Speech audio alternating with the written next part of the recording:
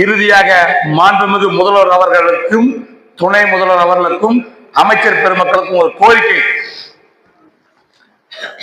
உலகத்திலேயே இப்படி ஒரு தலைவரை இதுவரைக்கும் எவரும் கண்டதில்லை.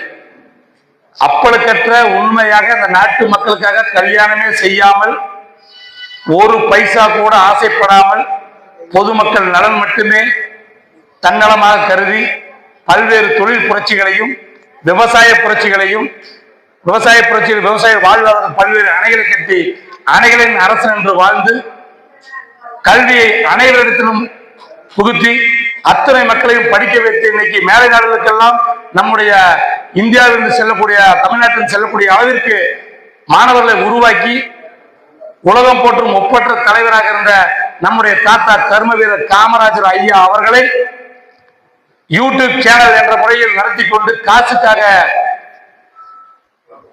கூவி வயிறை வளர்க்கக்கூடிய முக்தார் அகமது என்பவர் நம்முடைய கர்ம வீரர் காமராஜர் ஐயாவுடைய புகழுக்கு களங்கம் விளைவிக்கும் வகையில் அவதூறாக பேசியுள்ளார்.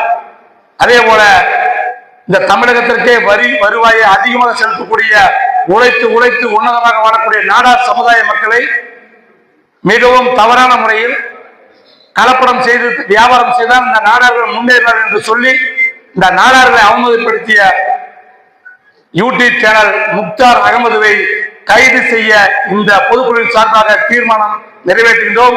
அவர் மீது எஃப்ஐஆர் வழக்கு பதிவு செய்து நிச்சயமாக அவர் கைது செய்யப்பட வேண்டும்.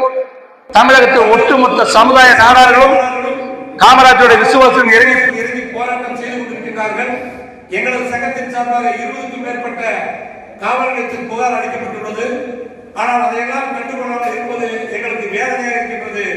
நிச்சயமாக இதை கவனத்தில் எடுத்துக்கொண்டு உடனடியாக அவரை கைது செய்ய நடவடிக்கை எடுக்க வேண்டும். அப்படி ஒரு நாள் எடுக்காவிட்டால் ஈரோடு மாவட்டத்தில் 5000 பேர்களை கூட்டி ஒரு நாள் உண்ணாவிரத அறப்போராட்டத்தை கையில் எடுப்போம். எங்களது நாடார் மக்கள் முன்னேற்ற சங்கத்தின் சார்பாக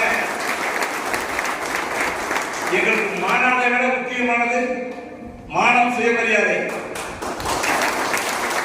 அப்பொழுது மாநாடா உண்ணாவிரதமா என்றால் நான் முதலில் தேர்வு செய்த உண்ணாவிரதத்தை என்றார்.